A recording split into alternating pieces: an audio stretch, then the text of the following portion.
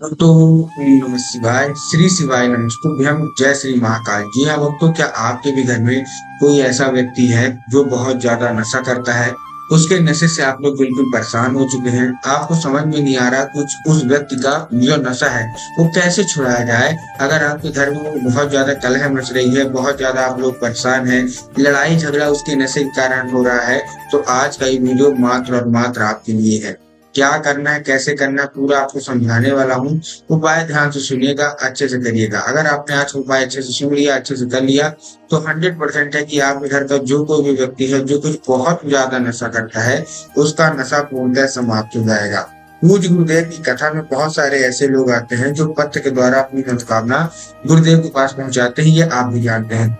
तो गुरुदेव की कथा में बहुत सारे ऐसे भक्त आए थे जिन्होंने पत्र के द्वारा गुरुदेव से केवल एक ही सवाल किया, गुरुदेव हमारे घर का एक व्यक्ति है जो कि बहुत ज्यादा नशा करता है। उसके नशे के कारण हमने बहुत ज्यादा डॉक्टर को दिखा लिया, बहुत जगह इसके दवाई करवा ली, बहुत ज्यादा हमको पैसे खर्च कर दिए, लेकिन इसका जो नशा है वो छूटने का नाम ही नहीं ले रहा। कृपया करके कोई ऐसा उपाय बता दे कि इसका जो नशा है वो पूर्णतः छूट जाए। तब गुरुदेव ने 3 से 4 उपाय बताए और कहा, जाओ केवल केवल ये उपाय कर लेना, तुम्हारे घर का जो कोई भी व्यक्ति है जो कि बहुत ज्यादा नशा करता है, उसका नशा पूर्णतः समाप्त हो जाएगा। लोगों ने वो उपाय किया और मात्र 1 से 1.5 महीने के बाद गुरुदेव की कथा में वापस आए। गुरुदेव को धन्यवाद कहने की, गुरुदेव आपके द्वारा बताया गया उपाय हमने कर लिया है, आपका कोटि कोटि धन्यवाद। और आपके द्वारा बताया गया उपाय करने मात्र से मात्र 1 से 1.5 महीने के अंदर हमारे घर का जो व्यक्ति है उसने नशा पूर्णतः छोड़ दिया है। तो अगर आपको भी जानना है कि आखिर वो कौन सा उपाय है जिसको करने मात्र से लोगों का नशा छूट जाता है, तो ध्यान से उपाय सुनिएगा, अच्छे से करिएगा। अगर आपने आज उपाय अच्छे से सुन लिया, परसेंट है कि आपके घर का जो कोई भी व्यक्ति है जो बहुत ज्यादा नशा करता है वो पूर्णतः नशा को छोड़ देगा। तो चलिए चलते हैं उपाय की ओर, जो कि मैंने पूज्य गुरुदेव यही कथा सुन के और बहुत अच्छे से समझ के आप लिए लेके आया हूँ। लेकिन उससे पहले चैनल पे अगर पहली बार आए हैं और आवाज मेरी पहली बार सुन रहे हैं, तो वीडियो को कर दें लाइक और चैनल को भी कर लें सब्सक्राइब, ताकि पूज्य पंडित प्रदीप जी मिश्रा के रोज नए नए उपाय जो कि मैं उनकी कथा से सुनता हूँ, श्रवण करता हूँ, सबसे पहले मैं आपको प्राप्त करा सकूँ। मेरा उपाय है, एक मैं आपको 7 बूंद का उपाय बताऊंगा जो कि आपको औषधि के रूप में वो उपाय करना है। लेकिन उससे पहले मैं आपको वो उपाय बताने वाला हूँ जिसको अगर आपने कर लिया तो दूसरा उपाय करने की कोई जरूरत पड़ेगी ही नहीं।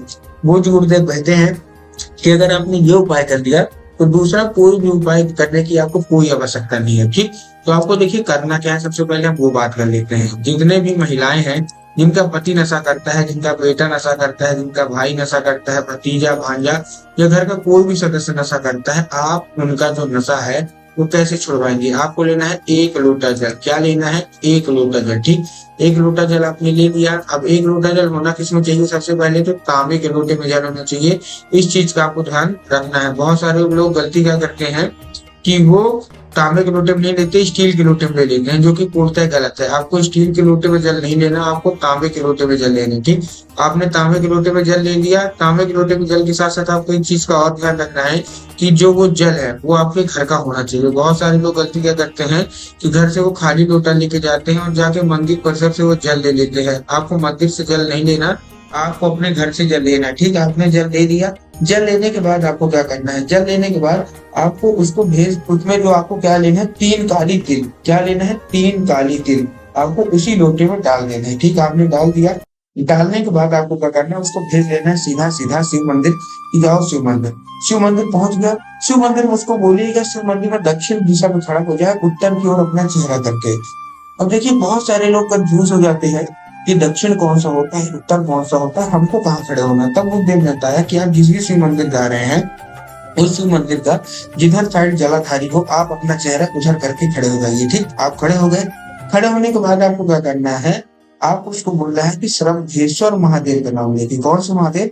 महादेव का बहुत ही सुंदर सा नाम है, श्रमधेश्वर महादेव। तो उसको बोलिएगा कि श्रमधेश्वर महादेव का नाम लेके उसको अर्पित कर दे। पूज्य गुरुदेव कहते हैं मात्र 1 से 1.5 महीना लगेगा।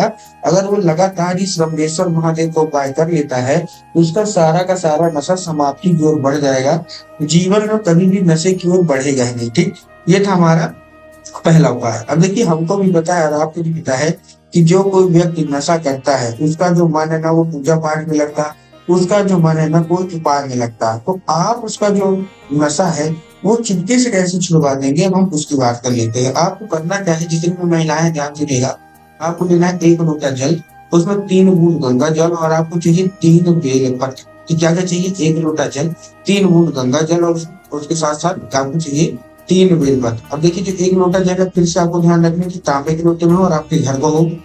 साथ साथ जो आपने बेल पत्र लिया, उसमें आपको ध्यान रखना है कि बेल पत्र कहीं से भी कटा फटा नहीं होना चाहिए, कहीं से भी खंडित नहीं होना चाहिए, कहीं से भी मुरझाया हुआ नहीं होना चाहिए। बहुत सारे लोग गलती क्या करते हैं, वो एक पत्ती को ही बेल पत्र मान लेते हैं, जो कि पूर्णतः गलत है। एक पत्ती का कोई बेल पत्र नहीं होता, 3 पत्ती मिलकर जो बेल पत्र बनती है, उसी को आपको बेल पत्र मानना है। बेल पत्र अच्छे से ले लेना है, 1 लोटा जल अच्छे से ले लेना, और उसमें प्रेम से आपको क्या लेना है, 3 बूंद गंगा जल ले लिया। लेने के बाद आपको पहुंच जाना है सीधा सीधा शिव मंदिर। शिव मंदिर पहुंच गए, शिव मंदिर पहुंचने के बाद आपको पता, फिर से आपको उसी दिशा में खड़े होना, जैसे कि मैंने आपको बताया, जिधर साइड शिव मंदिर का जलाधारित होगा, आपको अपना चेहरा उधर करके खड़े होगा। ठीक, खड़े हो गए। खड़े होने के बाद आपको करना है, सबसे पहले बेल पत्र आपको अर्पित करना है। क्या करना है, बेल पत्र किसके ऊपर, शिवलिंग के ऊपर रख दिया।